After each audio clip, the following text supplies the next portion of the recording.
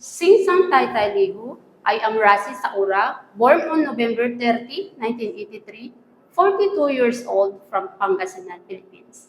I am single parent and blessed with 15 years old son. I am high school graduate.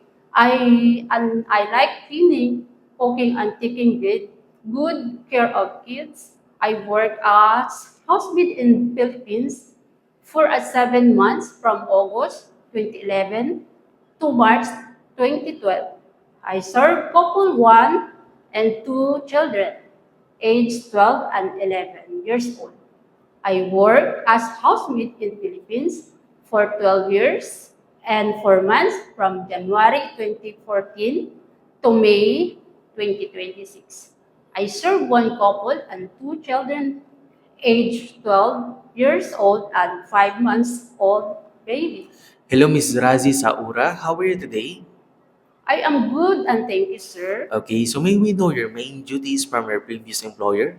My main duties is taking care of the whole family, providing the service that they need, especially when it comes to their children. Okay, so what if you damage something from your employer's house? What will you do? Sir, madam, I will say sorry and I will promise to be careful next time. Okay, so what if the mother of your employer cannot speak in English? How will you communicate with her? I will use sign language and I will study and to understand and speak their language, Okay, so what is the most important thing in taking care of children? to prepare their foods on time, checking if their clothes is wet, and always keep them safe. What if the employer's children are very naughty in the house? Will you beat them? I will just to them nicely, love and understand them because in the first place they are just child who always to play one. Okay, so how will you maintain a safe environment for the children?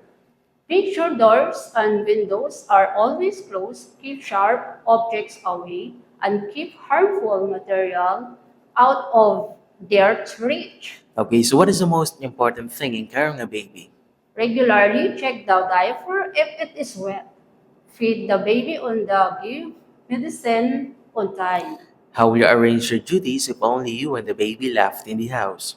Attend the baby first, but the baby, feed baby, and once the baby is sleeping, that is the time that I can do my household chores. Alright, can you sing a lullaby to the baby for him to feel asleep? If yes, can you give us example? Yes, sir, like twinkle, twinkle, little star, how I wonder what you are, up above the world so high. Okay, so do you have any last message to your future employer? To my future employer, please choose me as your housemaid because I badly need this job. It will help me to grow and a person and it will be a big help for me, my family.